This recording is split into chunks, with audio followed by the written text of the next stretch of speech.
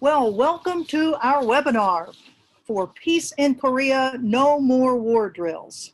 I'm Colonel Ann Wright, a member of Veterans for Peace and Women Cross DMZ, two of the organizing groups for this webinar. This will be a bilingual webinar with simultaneous interpretation in Korean and English. Please click the interpretation button at the bottom of your screen and select the language of your choice and mute the original, and that way you can hear the translation. Our webinar is being recorded and the recording will be made available to you who have registered. And why don't we start out with you all telling us in the chat where you're from. As the chat will be used to fill in your names and locations, please put any questions that you have in the Q&A box, not in the chat. So to begin with, we have 110 US groups, 198 South Korean groups, and 81 international civil society organizations that have endorsed a statement urging the suspension of annual combined military exercises with South Korea in order to restart diplomacy with North Korea. 3 weeks ago, on January 27th, the statement was sent to the Biden administration at the White House and to the State Department and the National Security Council. In the statement, we noted that these costly and highly provocative war exercises, which are based on operation plans that reportedly included preemptive strikes and decapitation measures against the North Korean leadership, heighten military and political tensions on the Korean Peninsula. They are major obstacles to peaceful resolution of the ongoing 90-year-old Korean War. Suspending these war drills will be a major confidence building measure and create the conditions for genuine diplomacy with North Korea in order to finally resolve the security crisis on the Korean Peninsula. Let's see. This webinar is timely, as according to South Korean media reports, the US and South Korea have agreed to start the upcoming war drills on March 8th and hold a 9-day computer simulation exercise. Our panelists on this webinar will discuss in depth the importance of suspending the war drills. But before we get to them, I would like to thank members of the organizing groups that coordinated the statement and this webinar. Korea Peace Campaign of Veterans for Peace, the Korea Peace Network, Korea Peace Now Grassroots Network, Peace Treaty Now, Women Cross DMZ, Women's International League for Peace and Freedom, Civil Peace Forum, Korean Women's Movement for Peace, and South Korean Committee on June 15th Joint Declaration. Now, our three panelists are going to be discussing some important things. Presentation one will be the history of the US-ROK combined military exercises, their costliness, their provocative nature, and why they must end so that we can have peace in Korea. The second presentation will be the history of how the US and the North Korean exercises have, the South Korean exercises have impacted denuclearization and peace talks between the US and North Korea. And the third panel will be why we should end the exercises from the point of view of a US veteran, military veteran, who's participated in them as a medic. But before we go on to the panelists, we want to show you a short video of the provocative nature of the US-South Korean war drills. Will Griffith has created this excellent video with a narration from our January 27th statement. Will is a Korean American who spent almost 6 years in the US Army as a paratrooper, participating in the Iraq surge and the Afghanistan surge, and he says to his regret. Will has since become an anti-imperialist and a content creator where he produces media at the Peace Report, a media outlet which focuses on making the connections between imperialist war, class struggle, and capitalism. All media content is produced free to the public. Previously, Will served on the board of directors of Veterans for Peace, About Face Veterans Against the War, and the steering committee of Stop THAAD in Korea and militarism in Asia and the Pacific. Today, he serves on the board of the Global Network Against Weapons and Nuclear Power in Space, where he produces monthly educational videos on their social media pages. We thank Will very much for all of his efforts in this excellent video. And now we'll see the video.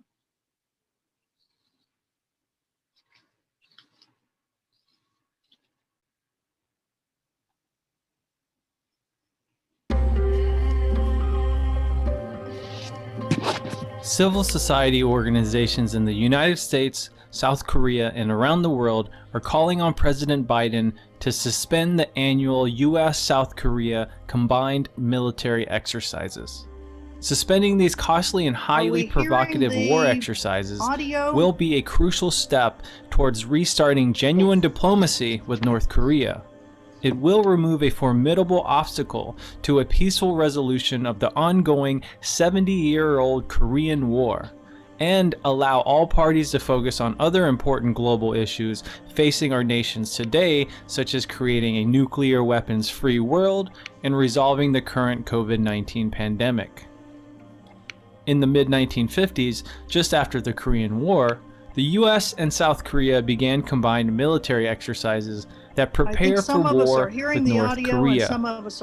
In the 1970s, the drills developed into large-scale exercises that mobilized considerable weapons, equipment, and the deployment of US troops stationed in both South Korea as well as US bases outside of the Korean Peninsula. 2 U.S. infantry divisions stand ready to back up the South Koreans. Close to the DMZ, astride a traditional invasion route to Seoul, is our 2nd Infantry Division, geared for instant action.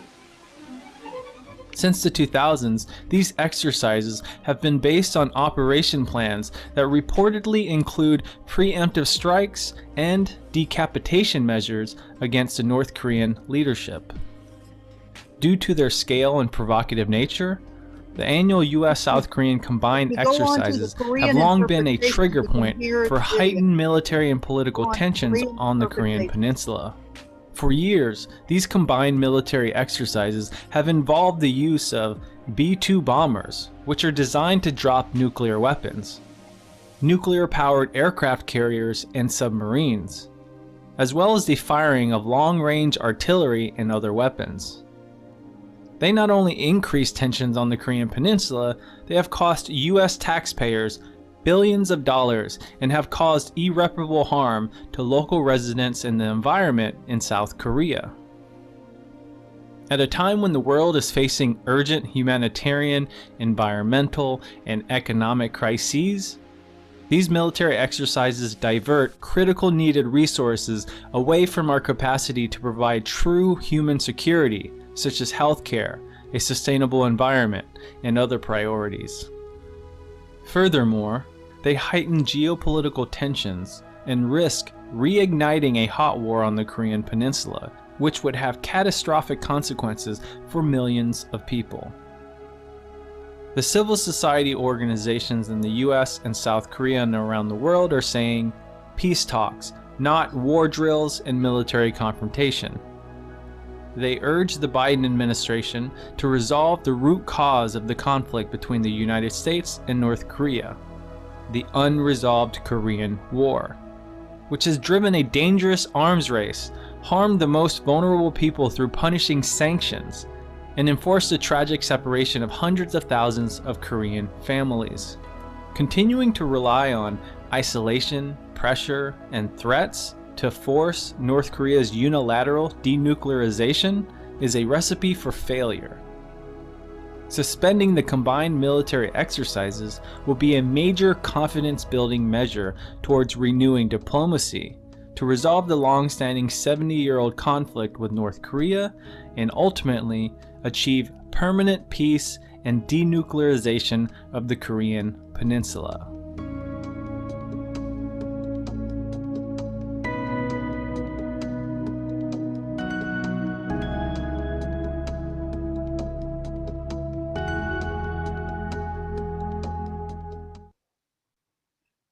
Well, we thank Will very, very much for his excellent video, and we have a shorter version video.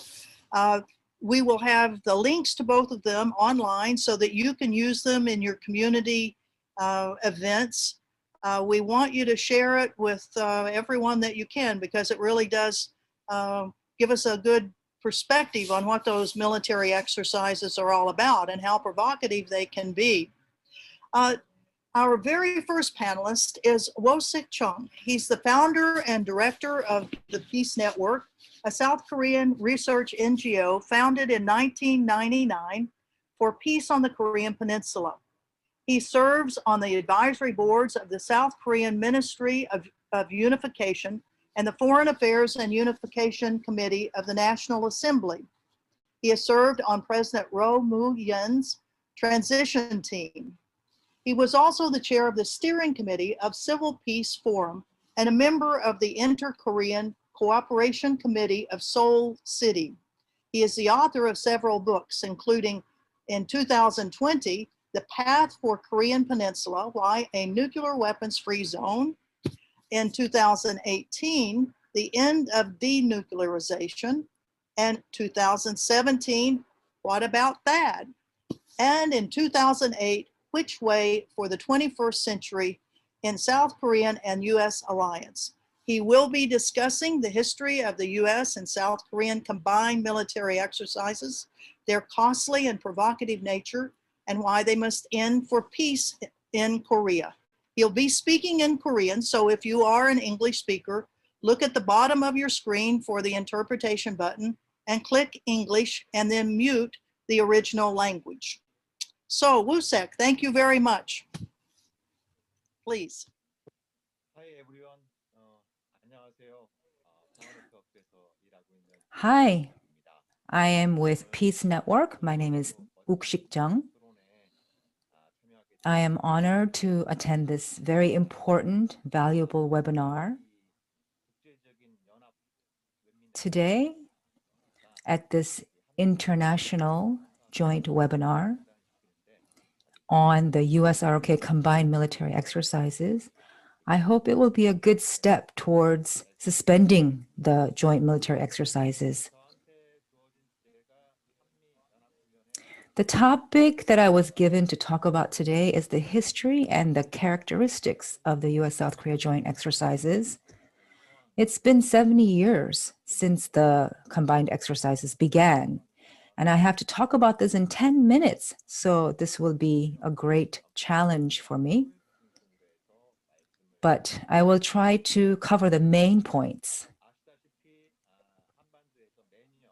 As you know, every year on the Korean Peninsula, there is an annual event that repeats itself. The US-South Korea alliance conduct large-scale military exercises, and North Korea always responds very sensitively. And this repeats every year. And this year, North Korea, at its 8th Party Congress in January, it called strongly for the suspension of the US-South Korea combined war exercises. And the Moon Jae-in-Biden administrations replied by saying, these exercises are merely routine and defensive. And it seems that they will move forward with computer simulated exercises in March of this year. Maybe on this webinar, there are some people from the Pentagon or the CIA. I'm not sure. But we know that the Biden administration is reviewing its policy on North Korea. I hope you don't get too lost in this review process. By halting the combined military exercises, I hope that you will not repeat the same failure that we have made towards North Korea. The combined military exercises between the US and South Korea began in 1954, right after the signing of the Armistice Agreement. At that time, the UN command had wartime operational control, and the exercises were named Focus Lens or Focus Retina. It was about restoring the armistice system in the event of a North Korean attack. So the exercises were defensive in nature. However, in the late 1960s, as the US was engaged in the Vietnam War, it wanted to prevent North Korea's military adventurism. So the military exercises became bigger in scale, and the nature of it became different as well. In the late 1970s, there was a balloon effect. As you know, since 1975, in Europe, there was the Helsinki process. The US-led NATO and the Warsaw Treaty Organization decided to significantly reduce the military exercises. So in Europe, the United States could no longer carry out large-scale military exercises. So then the sparks flew over to the Korean Peninsula. Therefore, the US began the Team Spirit exercises in 1976 in Korea. And in 1978, the US-ROK Combined Forces Command was formed, and the UN Command's wartime operational control became transferred over to the Combined Forces Command. In the Team Spirit exercises, included the deployment of US nuclear weapons, as well as 200,000 troops were mobilized for this exercise. The exercise in Europe did not exceed 5,000 troops, but in the vicinity of the Korean Peninsula, there were 200,000 troops, 40 times the number of troops in Europe. In response, North Korea demonstrated a very sensitive response. And around this time, the so-called North Korea nuclear crisis also began. In the history of the US-South Korea joint military exercises, there are three important events historically. The first was in 1992 to 1993. At that time, North Korea agreed to join the IAEA inspections, but as a condition, it requested the halting of the Team Spirit exercises. At that time, Presidents Roh Tae-woo and George H.W. Bush officially announced the suspension of the Team Spirit exercises. And therefore, North Korea signed the Basic Inter-Korean Agreement and the Joint Declaration of Denuclearization of the Korean Peninsula and joined the IAEA Safeguards Agreement. However, in 1992 October, the US and South Korean defense ministers reversed the decision and announced that they will resume the Team Spirit exercises. And then in 1993, as they resumed Team Spirit, North Korea then decided to withdraw from the NPT, the Nuclear Non-Proliferation Treaty. So in retrospect, had the two leaders kept their promises at that time, then the so-called North Korea nuclear crisis could have been resolved in its infancy, and we would have avoided the headaches that this issue has caused for the past 30 years. The second important event was in 2009. At that time, the leader of North Korea, Chairman Kim Jong-il, collapsed from a stroke. At that time, the Lee Myung-bak administration and the Obama administration anticipated Kim Jong-il's imminent death and speculated that there may be extreme crisis in North Korea. So the US developed plans to secure North Korea's weapons of mass destruction and the South Korean forces to invade North Korea by force and stabilize the region. They started to plan in detail these operation plans. At the time, North Korea held a meeting with the US high-ranking officials and demanded that the new Obama administration show its sincerity of North Korea policy by canceling the provocative military exercise that was planned to take place. But the US and South Korea dismissed this demand and went on with the military exercise in March. This is what is known as, this was a very negative turning point in the history. 세 번째의 사례는 The third case that I'd like to talk about was in 2019. As you know, in June 2019, Donald Trump and Kim Jong-un and Moon Jae-in all met at Panmunjom. There were two agreements between the US and North Korea. Trump said to Kim Jong-un, he will halt the US military exercises. And Kim Jong-un said,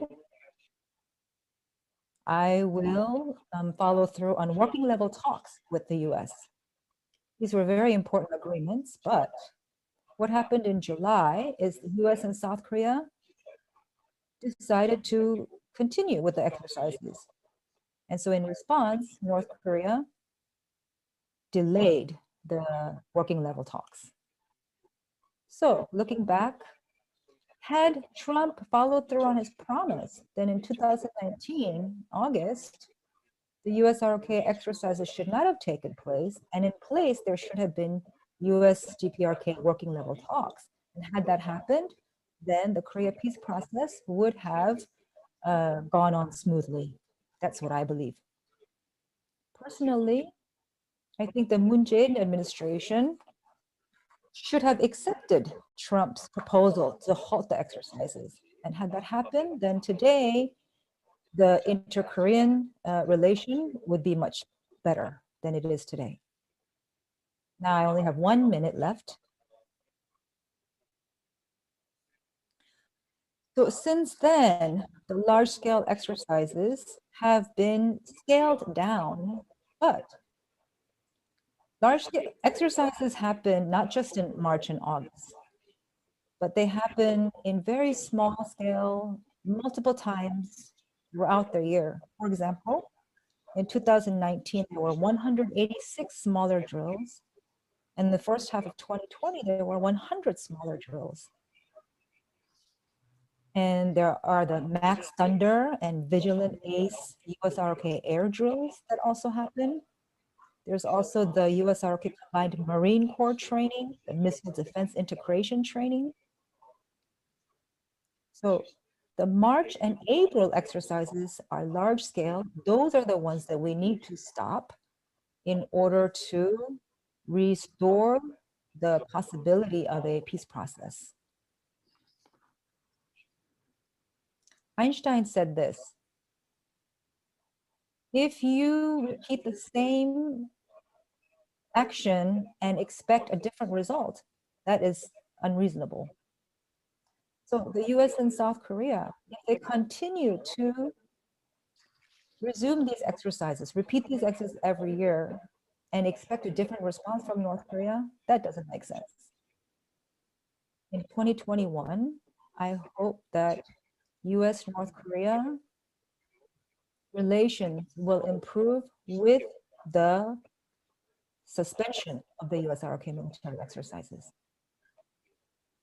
And I will close out now. If there's anything I missed, let's discuss more during the Q&A. Thank you. Well, thank you very much, Wooksik, for a very fast presentation. We thank you very much for condensing it very, very much. I know you could speak at length on this, so we appreciate your condensing it. Our next panelist, our second panelist, is Catherine Killough, who is the Advocacy and Leadership Coordinator at Women Cross the DMZ, a global movement led by women mobilizing for peace on the Korean Peninsula and to end the Korean War. Previously, Catherine was the Roger L. Hale Fellow at Plowshares Fund, the largest U.S. philanthropic organization focused on reducing and eliminating nuclear weapons. Catherine will be speaking on the history of how the US and ROK exercises have impacted denuclearization and peace talks between the US and the DPRK. Catherine, please. Thank you, Anne. And thank you everyone for having me. I'm very grateful for Wooksik's presentation because he covers a lot, and I have the much simpler task of discussing the history of how specifically US-ROK exercises have impacted talks between the US and North Korea. I have a very boring PPT to share. It's just 3 slides, but in case it's interesting to look at, I'll share that in a bit. But the fact of the matter is that military exercises do contribute to crisis dynamics on the Korean Peninsula, and they have been used as a bargaining tool in nuclear negotiations. And this is really worth drawing out because it exposes a contradiction in the ways in which the US talks about the function of military exercises. So on the one hand, they are presented as defensive in nature and, serve this one purpose to maintain readiness. And on the other hand, we hear statements from officials like the former Defense Secretary, Mark Esper, who said that the purpose of our exercises is not only to buttress our diplomacy, but to enable and empower it. So there's no denying that there is official recognition of the adaptability of military exercises to meet political objectives. So with that, let me attempt to share my PowerPoint. Please don't laugh at how simple it is. Hopefully you can all see that. So many of you will likely remember that following the signing of the Singapore Joint Statement, President Trump drew major criticism when he made this statement that we'll be stopping the war games, and I think it's very provocative. This was in response to a reporter's question about the security assurances, what security assurances he would be willing to give to Kim Jong-un. And this remark ignited a major debate, especially in Washington, about the utility of US-ROK joint military exercises. How costly are they actually? Is it a worthy concession? Are they really provocative? How could he possibly call them war games? And I have some quotes here just to show that, the prevailing reaction on the one hand, which largely holds today, was one of outrage. Military exercises, again, are considered sort of non-negotiable defensive measures among Democrats and Republicans alike. We had Congress members suggesting that Trump was appealing to North Korean propaganda. You had experts concluding that Trump was essentially conceding this gift to North Korea and not getting anything in return. And we even saw remarkably a couple of senators, Senator Chris Murphy and Tammy Duckworth, actually introduce a bill to prevent Trump from unilaterally withdrawing troops from Korea in response to this comment he made. At the same time, you did have voices in support of the decision, including President Moon and other very prominent military officials. These are people who we would not typically expect to support the notion that military exercises are up for bargaining, but I think their responses help unpack this sort of taken for granted view of military exercises as purely defensive and necessary, and show that military officials, they do fall in line when there is a political mandate at the top. I think it's also worth noting just that the Trump administration's position on exercises shifted dramatically from its initial opposition to something called the freeze for freeze proposal that China and Russia had been promoting back in March of 2017. That was a proposal for North Korea to stop nuclear and missile testing in exchange for the US and ROK suspending joint military exercises. And that eventually came to pass. So to be clear, what happened in 2018 to suspend military exercises, that was not unprecedented.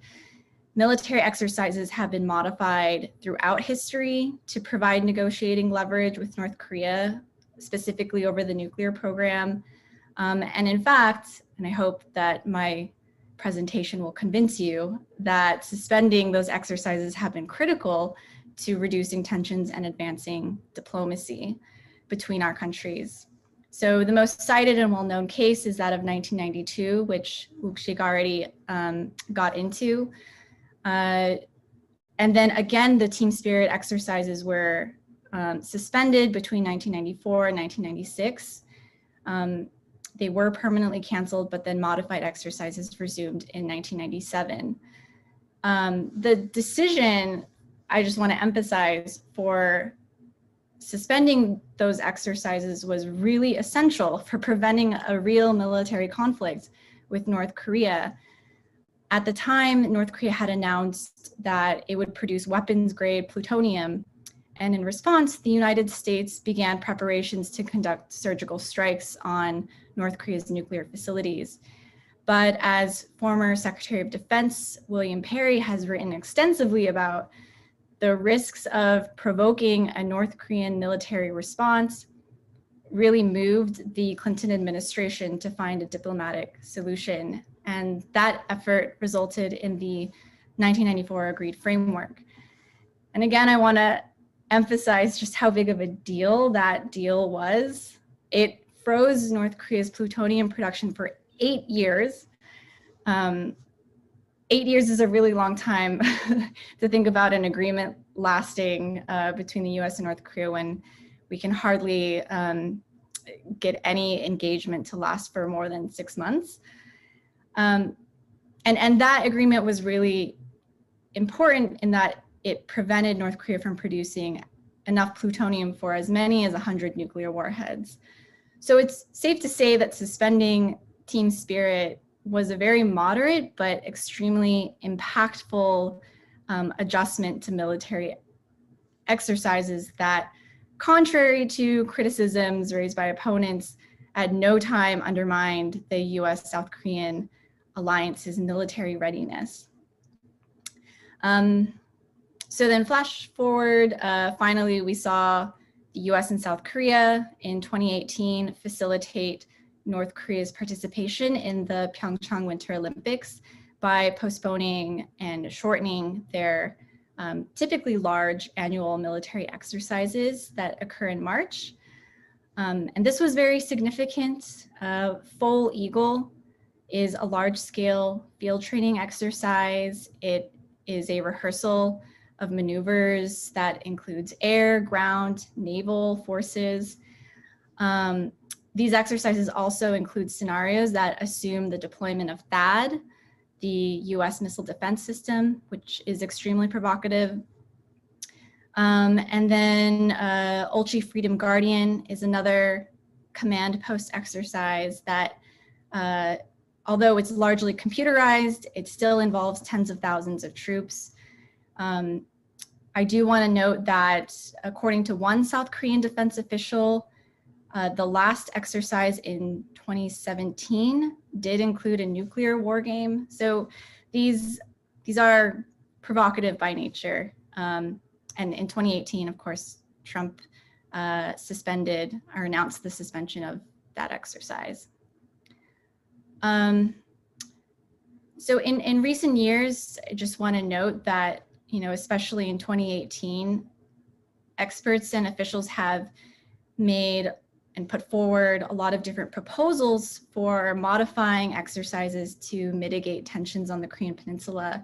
So these have ranged from total suspensions, reductions, redesigning the exercises, providing forms of assurances to North Korea.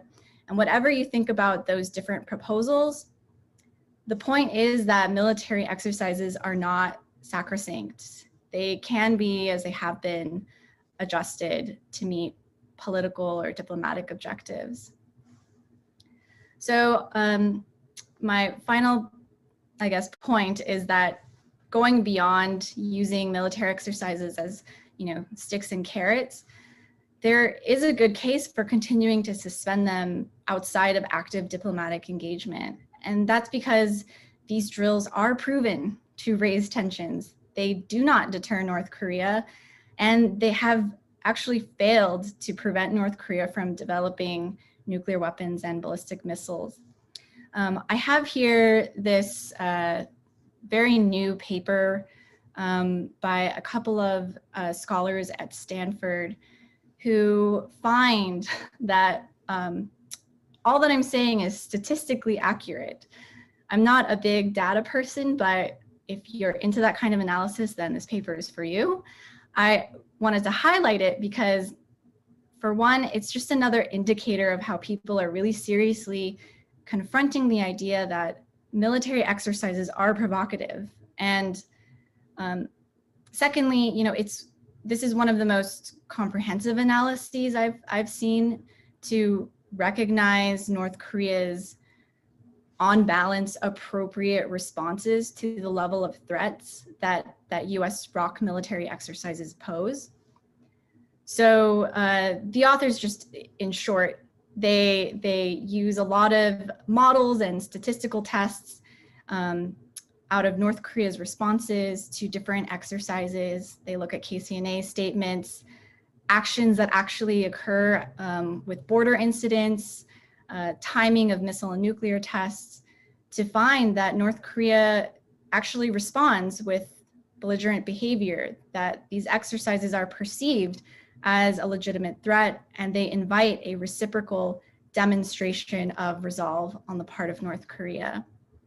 So as a policy goal, anything that the US can do to reduce this threatening security environment that fuels North Korea's pursuit of a nuclear deterrent, that should be pursued, and adjusting and ultimately suspending military exercises should be seriously considered. Why don't I stop sharing my screen there? But if I could just end really quickly, what needs to be done? I think that's the big question. What is the next step here? I think for us to really foster a positive environment for dialogue and to maximize the potential to carve out a new functional relationship with North Korea, the Biden administration does have an early opportunity by calling off the large-scale exercises that are slated for this spring. It may be, politically sensitive, but I think in practical terms, it would be an extremely low-cost act that would reap dividends. So I think I've talked enough, but happy to answer Q&A later. Well, thank you very much, Catherine. That was very, very informative, and I'm sure we're going to have lots of good questions about it. Thank you. And to all of our attendees here, we have 211 attendees, which is a very good number. We thank you for your interest. Our third panelist is Jovanni Reyes. Jovanni enlisted in the U.S. Army in 1993 and deployed to the Balkans in 1996 as a part of NATO's first ever military intervention, which culminated in the dismemberment of Yugoslavia into 6 states. He was in South Korea from 2003 to 2006 as a senior enlisted medic for the 3rd Military Intelligence Battalion of the 501st Military Intelligence Brigade at Camp Humphreys, South Korea, and participated in the US-ROK combined military exercises. He resigned from the military in 2007 and began to work for peace. Yay! He holds a master's degree in international relations with a focus on global studies. He's the member coordinator for About Face, Veterans Against the War, and he'll be speaking on why we should end these these exercises from the point of view of a U.S. veteran who's participated in them. Jovanni, please.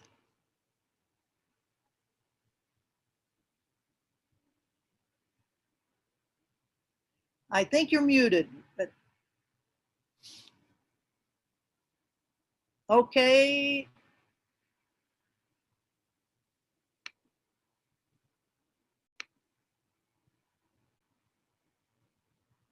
Can our technical team, can you all hear Jovanni? I'm not hearing him. No, maybe Jovanni, your mic is not working properly right now.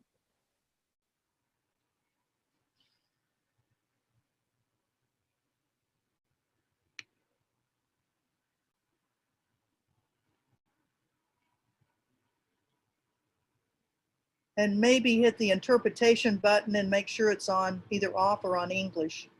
Probably off.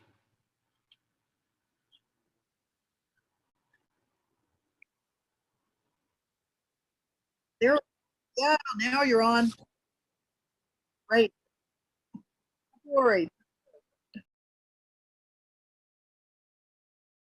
And we just had we're going to some harbor weather now, and I'm not in my home, I'm in someone else's home, trying to stay warm.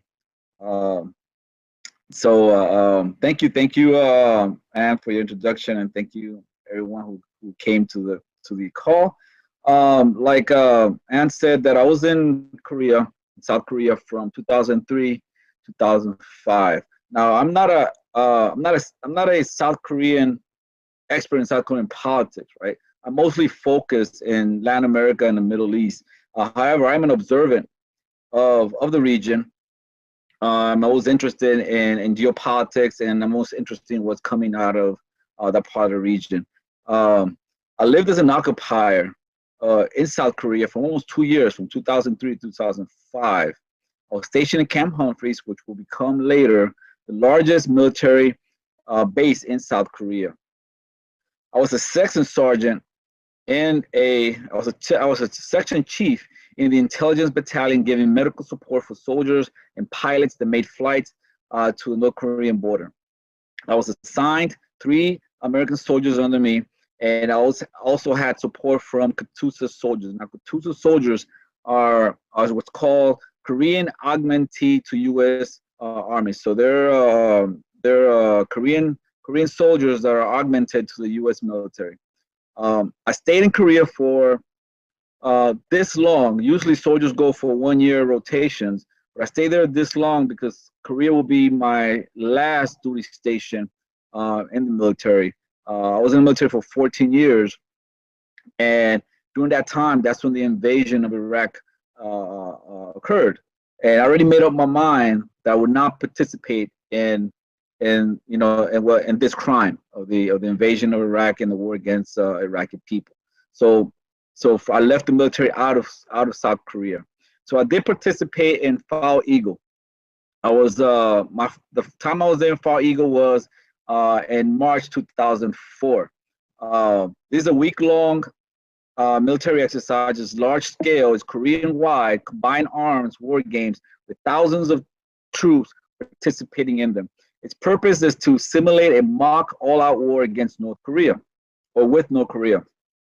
However, for North Koreans, these war games are a simulation of an invasion of their homeland, bringing back memories of the horrors of the Korean War.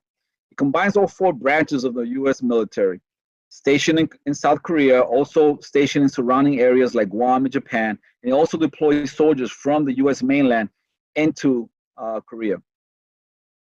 The Republic of Korean Armed Forces, the ROK Army, they're also integrated into the American military.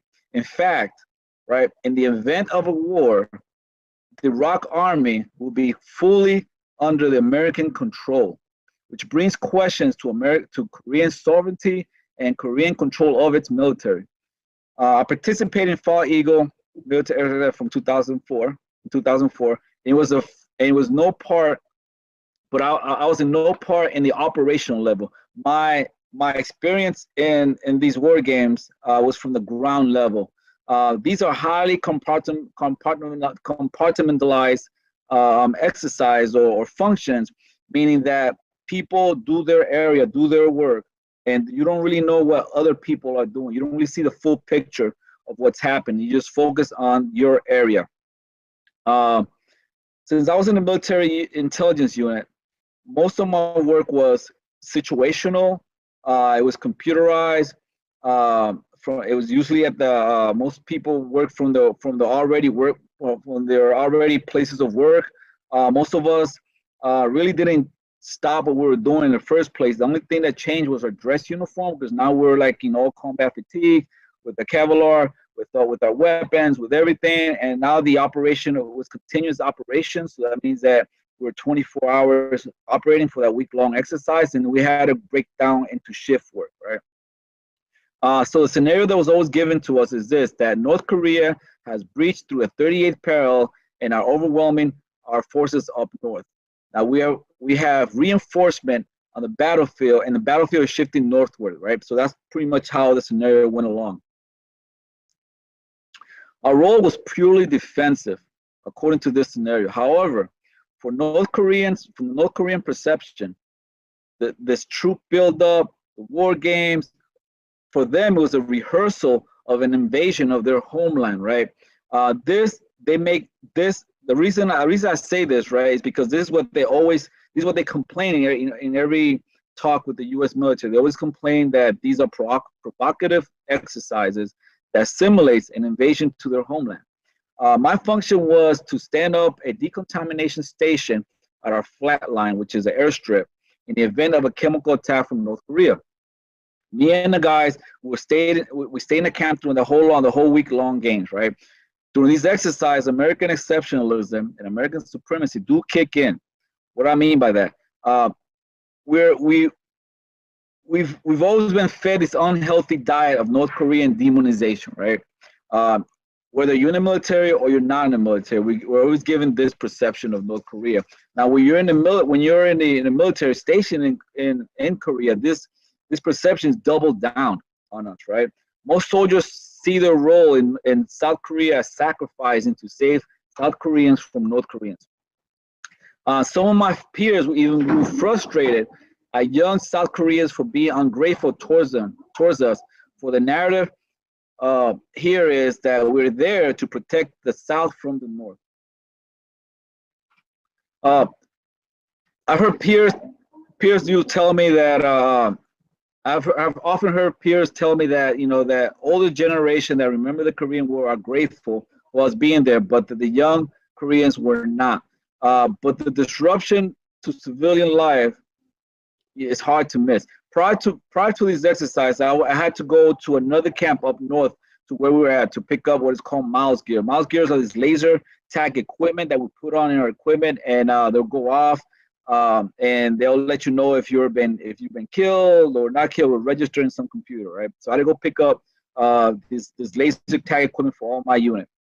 And I remember driving through Korean roads in the military vehicles towards that particular camp. Now, if you've been in Korea, you know that traffic is very heavy in Korea, particularly around Seoul. And I had to pass through Seoul with my Humvee to go to the other camp and pick up this equipment. And you can't miss people staring and looking at you, right? Particularly when you're in traffic in this big monstrous Humvee. So I can imagine what a massive troop presence and massive convoy of military vehicles roaming Korean roads for days on days can do to the psyche of a population that are constantly reminded that they are in a state of war. Now, I left Korea in 2005 in February. I left before the realignment of the bases, which will make Camp Humphreys the largest base in South Korea. I recall, however, learning about base expansion and people outside the base protesting this expansion. Entering Camp Humphreys from the back, right? You drive through some rice plantations. I recall hearing from peers that when the base expand, all these rice paddies will go away, will be gone, meaning that the surrounding land will be appropriated by U.S. military for the expansion of the base. After I left, I learned about the Shuri protests, which were large protests led by local folks against the American and Korean governments for removing them off their land. I can relate to this because me being Puerto Rican, I recall that for decades, we fought the U.S. Navy to leave the island of Vieques, which they were bombing for 60 years before they finally left in 2010. So I can relate to what the local surrounding people were dealing with here. To end, the worst case scenario, if the two Koreas unite, will be which one? Well, the worst case scenario will be that the U.S. will no longer have a pretext to stay in the peninsula. Just like the war on terror has been a pretext to stay indefinitely in the Middle East and North Africa, the war on drugs has been a pretext to stay indefinitely in South and Central America. The so-called North Korean threat allows for U.S. presence in the North Korean peninsula indefinitely. And if it's not because of North Korea, then it's because of China, but it's always a pretext. In my opinion, reunification would be the best case scenario for Koreans, but it should be Korean-led without interference from outside powers.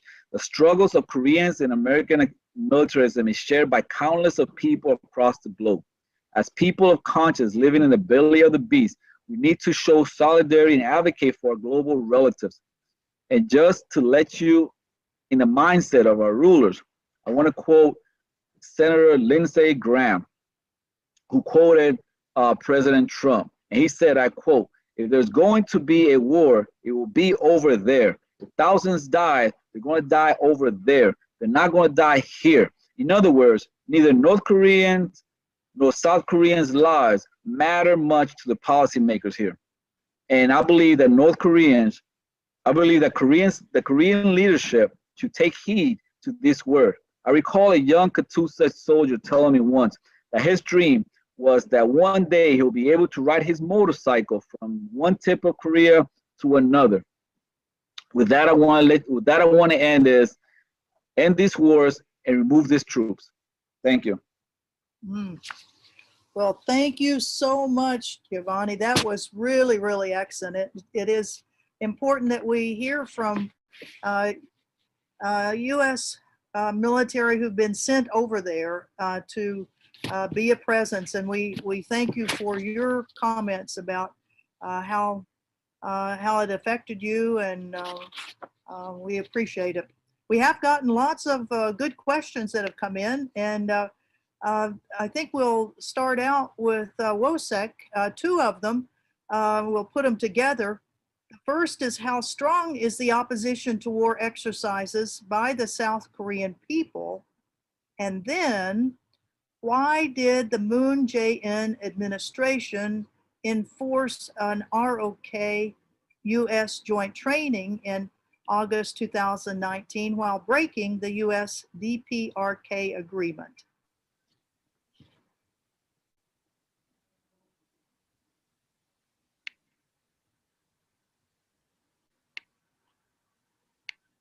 So if Wooksik could answer that with the translations.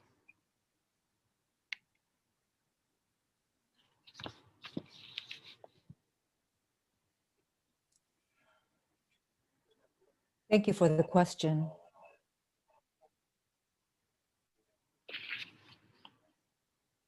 On opposing the US-ROK combined war drills, there are actually lots of opinions in South Korea, including myself and other South Korean peace activists. We have diverse perspectives, and we have all come together to call for the suspension of the combined war drills through various tactics, rallies, and joint declarations. One thing that is lacking is that the public sentiment is not really reflected in the Moon Jae-in administration or the National Assembly. Even though the Moon Jae-in government is progressive, even the Democratic Party, internally within the government or in the ruling party,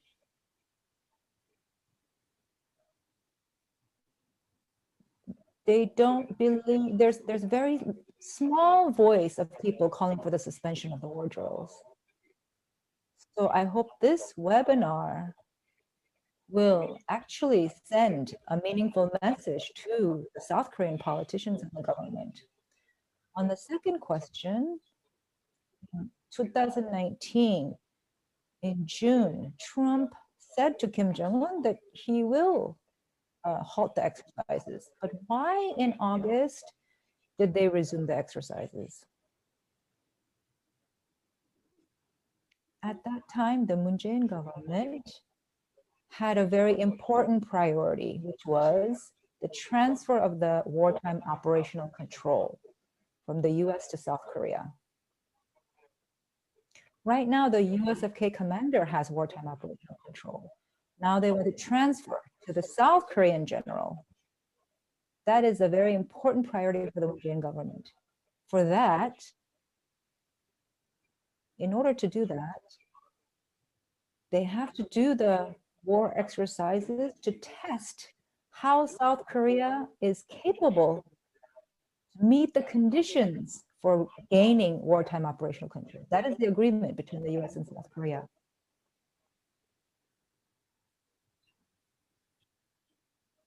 So for peace in Korea, they have to scale back or halt the exercises. However, for operational control transfer, they're saying we have to do the war drills. So that's a contradictory position. And unfortunately, what the Moon Jae-in government chose to do is to continue the exercises to facilitate the wartime operational control. The other thing is, Trump did promise to halt the exercises, but he did not actually follow through on the promise. Why? Why did he not make sure that his promise was followed through on? He promised Kim Jong-un to halt the exercises, but another important issue at that time was the burden sharing between the US and ROK. Who is going to pay for US troops? Trump really wanted to get more money from the South Korean government to pay for US troops.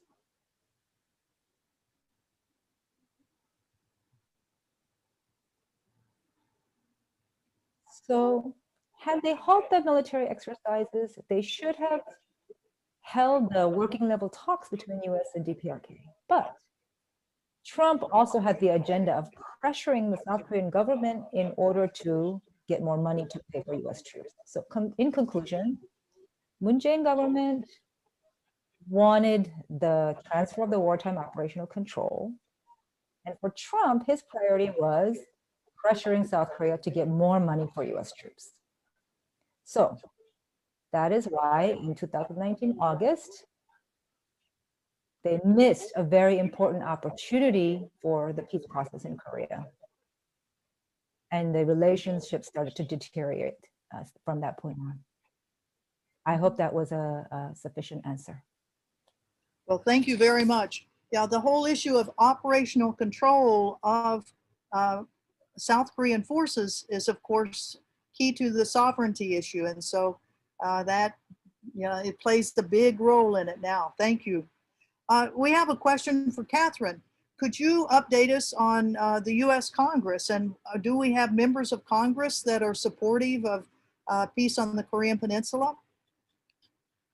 Yes, we do, in fact. So in 2019, back when we started to see some real possibility of peace between the US and North Korea. I know it sounds so far away now, but it felt really palpable then.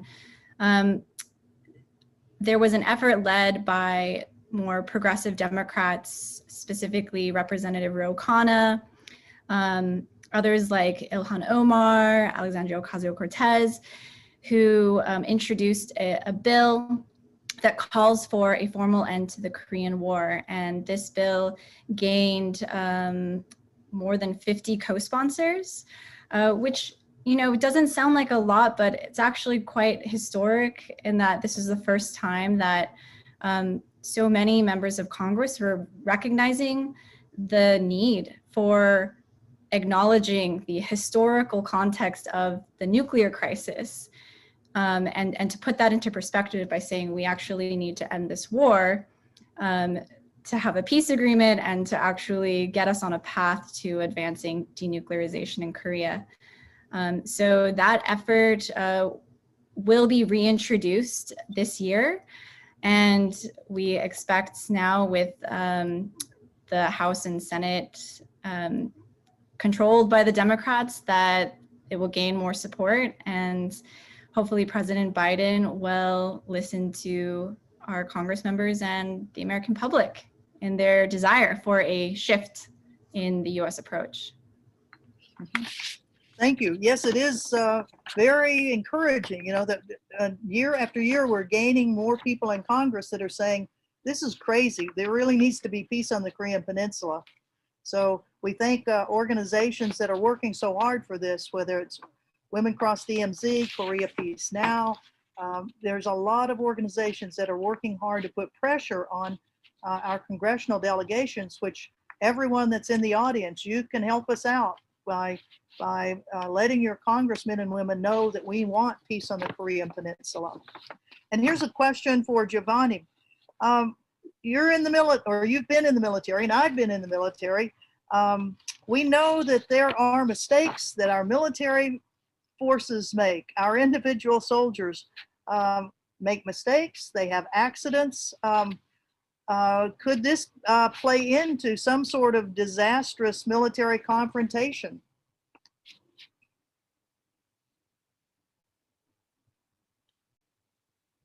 So of course it would. I mean, most people, I mean, wars are easy to start, but they're hard to stop. You know, they're hard, you know, it's easy to start them, but you don't know how to end them. And a lot of people, when these war makers, you know, when they make these calculations, you know, they assume, you know, they're extending some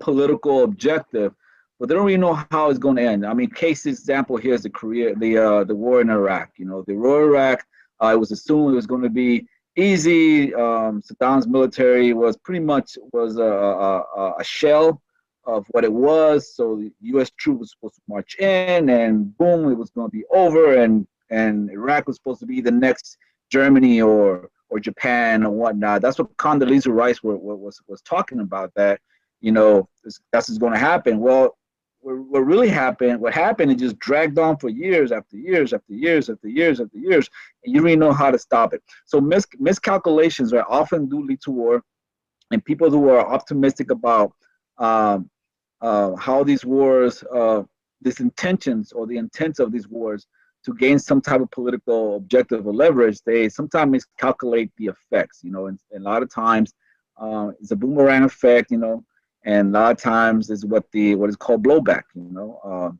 unintentional things will happen afterwards, you know. Mm-hmm.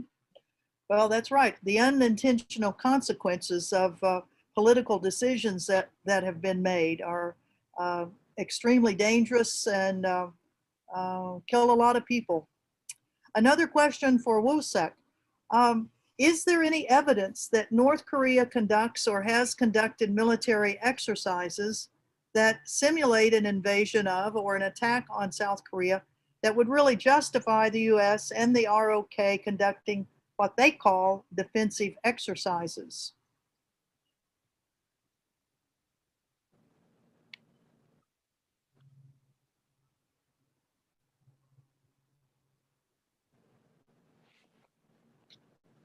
네, 제가 답변을 드릴까요?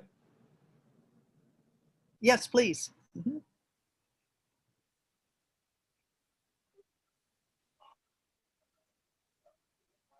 The combined exercises are based on an operation plan. The detail of the operation plan is a military secret. So we don't know, the details are not made public, but we know the general information from the US or South Korean governments that they have leaked them to the media. So what is interesting is Trump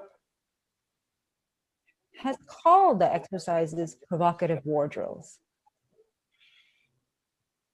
And the Moon Jae-in government has said they are defensive. As a South Korean, I want to trust Moon Jae-in more, but on the exercises, I think Trump's comment is more close to the truth.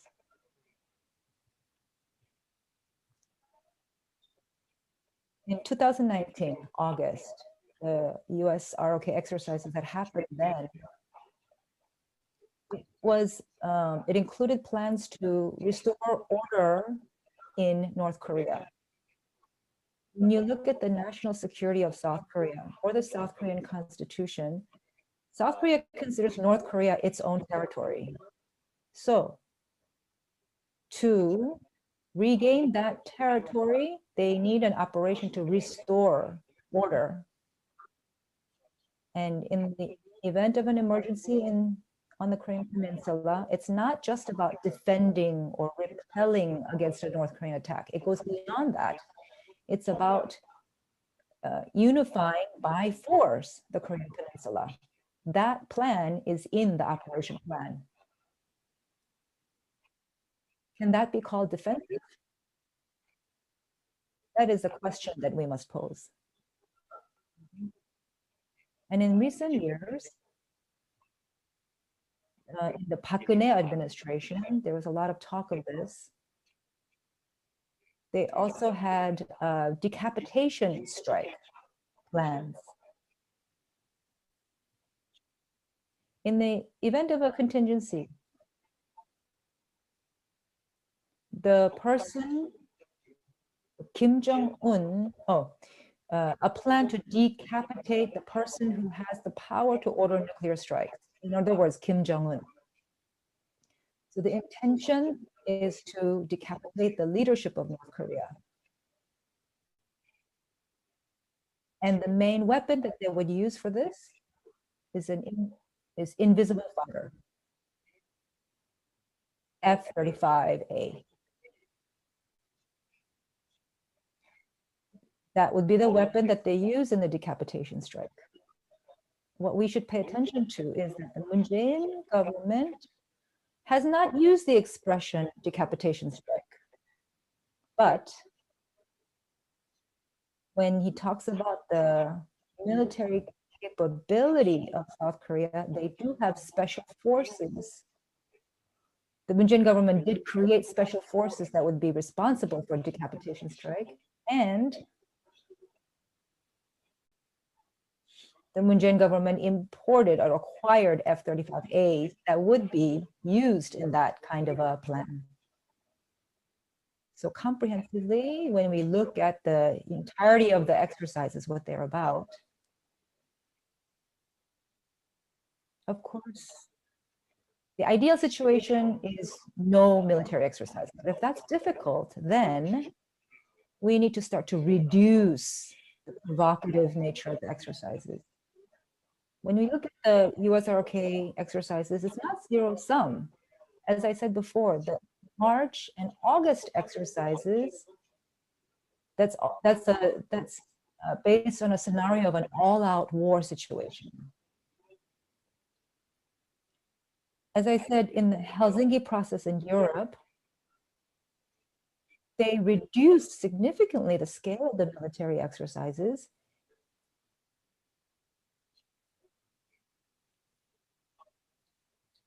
And their intention was to prevent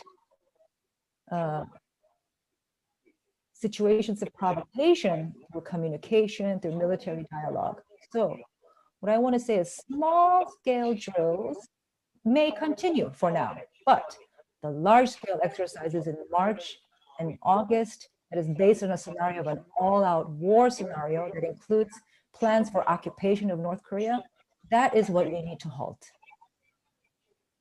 And just like the Helsinki process in Europe, We need to have dialogue with North Korea to discuss how to start to scale down the exercises, how to start to change the characteristic of these exercises. That kind of military talk is very important.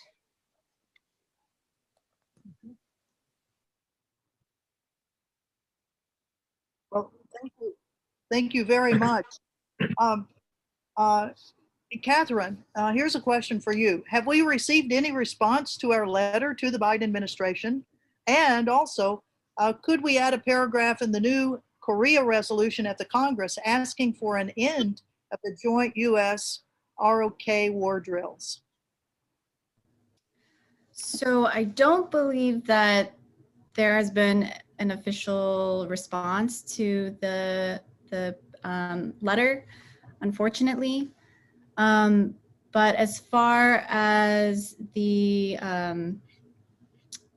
adding a paragraph in the new Korea resolution, that's out of our hands, I think. There's only so much we can advise them to do. I would be very surprised if they decided to add a new clause like that in.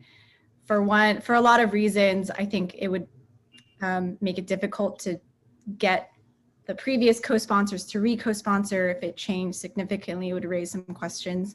But that's not to say that constituents shouldn't press for suspending exercises or call on their members to raise this issue of how they are provocative. So that goes without saying. But as far as actually asking them to revise the bill that they've introduced, I'm not sure we have as much power there. Thank you. I agree with you. I think we can certainly recommend, but whether or not the congressional staffers and then the congresspersons themselves will go along with it, but they will if they get enough pressure, as you say, from their constituents. Here's a question for Jovanni. So the U.S. military says it needs to practice all of these war-making skills. Is there any other place they can practice besides in South Korea and right up next to the North Korean border?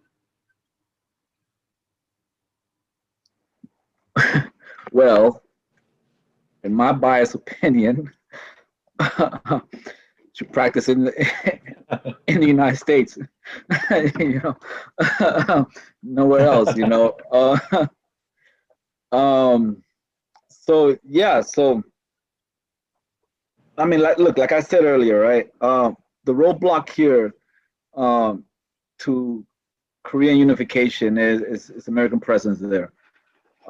Anytime there is a leadership, Korean leadership, that tries to take the lead in establishing talks with the North Korean counterpart, is always undermined by something, you know, by all of a sudden some type of crisis happens, you know. There's always something that undermines this type of approachment, this rapprochement with the North Korean counterpart.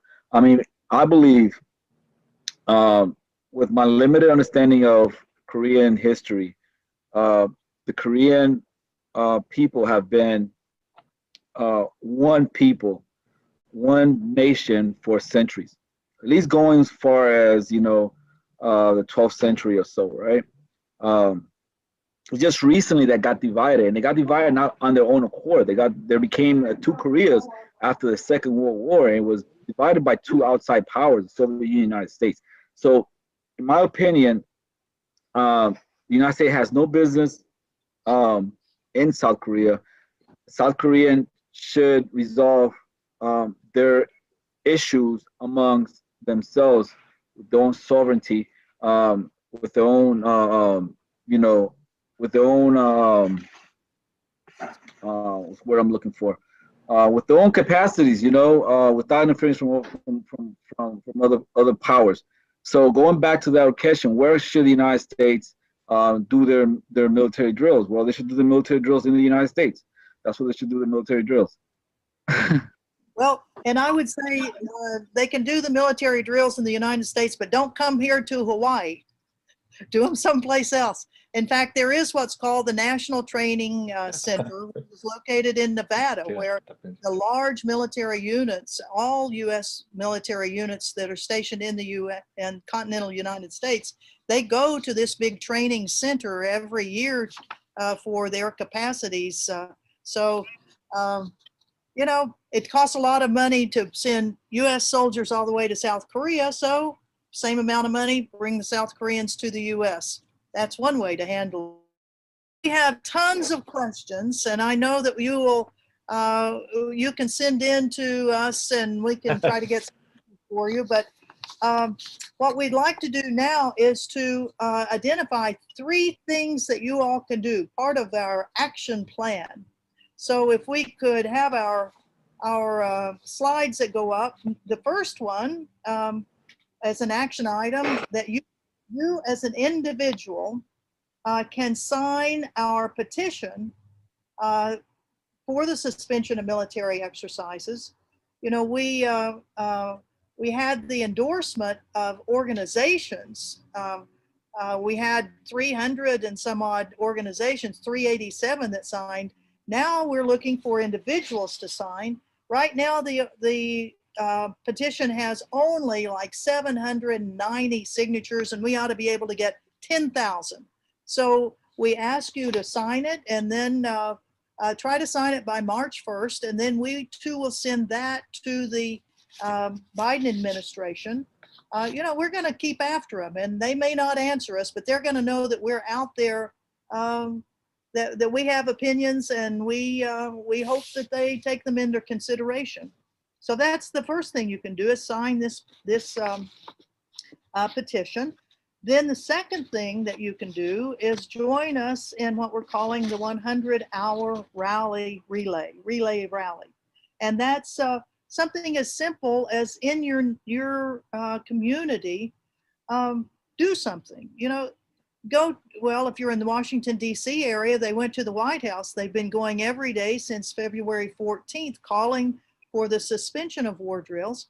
But also you can use one of the templates that we have, and we can send you that, you know, we can send you the templates so that you can produce them and then hold them up and put them on social media, so that we can, by social media, keep moving all of these messages.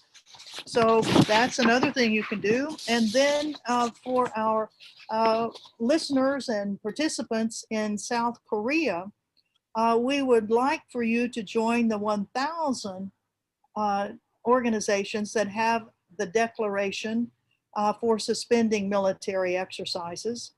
And we'd like for you to get in touch with the South Korean Committee on June 15th Joint Declaration. So those are 3 action items that we would love to have you help us with, because this will encourage people in our communities to think about the continuing war that seems like the never-ending war in the Korean Peninsula that's been going on for 70 years.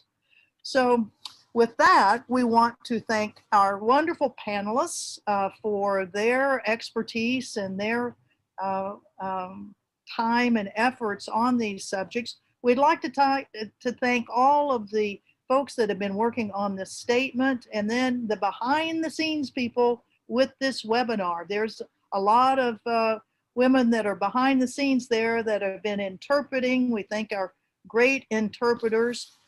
We thank everyone that's been a part of this. We will continue to push for the suspension of these exercises, and then we'll close out again with the video that we showed early in the program that was done by Will Griffiths on the need to suspend military exercises. So thank you all so very, very much for your being with us this afternoon, and no more war drills, no more military exercises, no war exercises. Thank you so much. Thank you.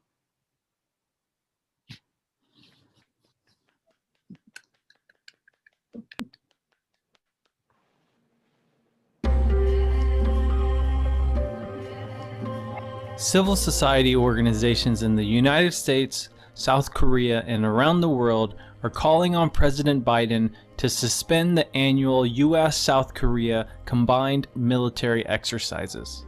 Suspending these costly and highly provocative war exercises will be a crucial step towards restarting genuine diplomacy with North Korea.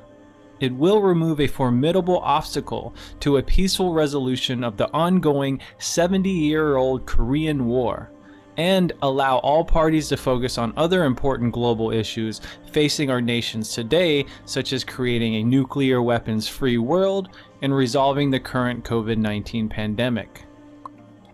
In the mid-1950s, just after the Korean War, the US and South Korea began combined military exercises that prepare for war with North Korea. In the 1970s, the drills developed into large-scale exercises that mobilized considerable weapons, equipment, and the deployment of US troops stationed in both South Korea as well as US bases outside of the Korean Peninsula. 2 U.S. infantry divisions stand ready to back up the South Koreans. Close to the DMZ, astride a traditional invasion route to Seoul, is our 2nd Infantry Division, geared for instant action. Since the 2000s, these exercises have been based on operation plans that reportedly include preemptive strikes and decapitation measures against the North Korean leadership. Due to their scale and provocative nature, the annual US-South Korean combined exercises have long been a trigger point for heightened military and political tensions on the Korean Peninsula. For years, these combined military exercises have involved the use of B-2 bombers, which are designed to drop nuclear weapons, nuclear-powered aircraft carriers and submarines, as well as the firing of long-range artillery and other weapons. They not only increase tensions on the Korean Peninsula, they have cost US taxpayers billions of dollars and have caused irreparable harm to local residents and the environment in South Korea.